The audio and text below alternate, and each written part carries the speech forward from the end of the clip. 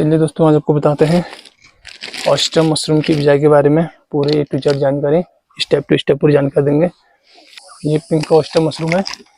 Oyster mushroom pink oyster mushroom है। ये इसका सीजन रहता है अक्टूबर से अप्रैल तक का। इसको 20 से 30 डिग्री टेम्परेचर की आवश्यकता पड़ती है। बात करते हैं सामग्री की। ये इसका स्पोन है। ये है भूसा। ये भूसा हमने पूरा जैविक तरीके से शुद्धिकरण करके इसको हमने इस टब में बॉईल करके ये रखा है। इसको ऐसे ड्राई करके सुखाने के लिए रखा है। ये इतना सूख जाए कि इसमें से पानी ऐसे हाथ से दबाने पानी निकले नहीं, लेकिन इसमें गीलापन हो, हाथ में लगे मॉइस्चर इसके अंदर है, गीलापन है। ये है पॉली बैग, 12 गुना 18 इंच के पॉली बैग है। इन पॉली बैग में इसको इस तरह से हम लेयर में बिजाई करते हैं। 4 से 5 लेयर में इसकी बिजाई होती है। इस तरह से ये भर रहा हूँ मैं 4 से 5। इसमें ऐसे करते हैं 2 इंच नीचे भूसा भर के स्पून डालते हैं ऐसे, फिर 2 इंच का ऊपर से भूसा डालते हैं ऐसे, बराबर मात्रा में भूसा डाला और इसको बराबर ऐसे हाथ से ऐसे दबा दिया पंजे से। बैग में टेढ़ा नहीं होना है, बराबर भरना है। टाइट करके इसे बिजाई करते हैं। फिर स्पून डालते हैं ऐसे, 5 से 6 लेयर में बिजाई होती है इसकी। ये है। और फिर लास्ट में इसको हम इस तरह से इसका मुंह ऐसे ऊपर से चुटे की तरह इसका मुंह बांध देते हैं। ये बैग मैंने कुछ पहले भर के रखे हैं ऐसे गोल, ये सिलेंडर के आकार का बना है। ये नीचे से ही बांधा है ताकि बैग की गोलाई गोल हो। फिर इसमें हम बाहर से इसमें ऐसे होल करते हैं, किसी नुकीली चीज से ऐसे होल करते हैं, बराबर ऐसे एरो में ऐसे होल कर देते हैं ऐसे। और इसी से भी मशरूम का पीनट इसके निकलते हैं।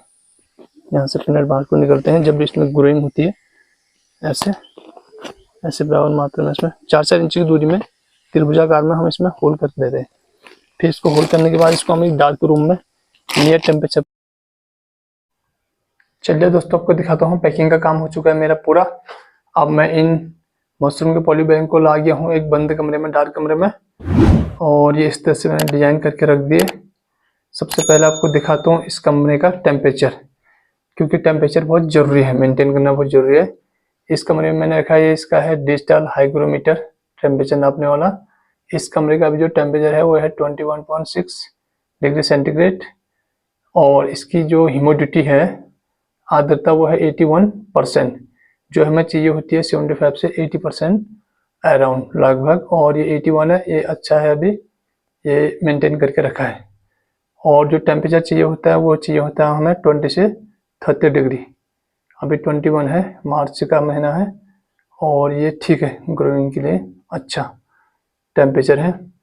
और ये है इसका आयरन रैक, जिस रैक में हमने इसको इस तरह से डिजाइन करके रखा हुआ है। आप इसको चाहें तो तख्त में या फिर रस्सियों से बनता है इसका एक तराजूनुमा आकार, उसमें भी बना के रख सकते हैं। बांस के भी बनते हैं रैक, उसमें भी रख सकते हैं। इस तरह से ये रखा है दोस्तों।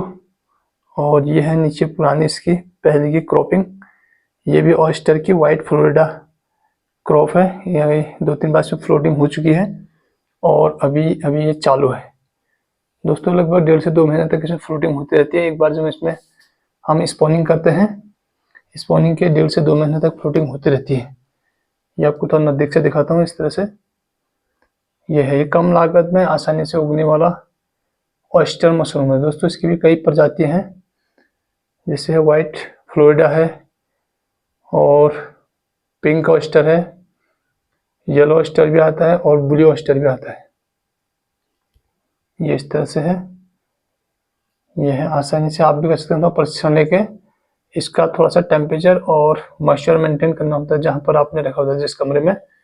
और ये एक थोड़ा सा पारंपरिक तरीके से हटके वैज्ञानिक तरीके से की जाने वाली फसल है। इसको आप करके एक अच्छा अपना मुनाफा कमा सकते हैं। ये कम लागत में आसानी से उग जाता है और इसकी डिमांड भी काफ़ी है, पॉपुलर है, और आसानी से उग भी जाता है। अन्य जो मशरूम है उसमें प्रोसेसिंग काफ़ी लंबी होती है और हर कोई इसको आसानी से कर नहीं सकता है, और उसकी कंपोस्ट बनानी पड़ती है। स्टेप बाय स्टेप उसका प्रोसेस थोड़ा लंबा है। इस तरह से है दोस्तों। अब ये कम बैग है, सीमित कम बैग से हमने चालू करके है। बहुत सी मैं इसको मैं बढ़ाऊँगा। इस तरह से आप भी इससे सीखें, मोटिवेट हो, और दोस्तों आपको ये वीडियो अच्छी लगी, आप चैनल को लाइक करें, सब्सक्राइब करें।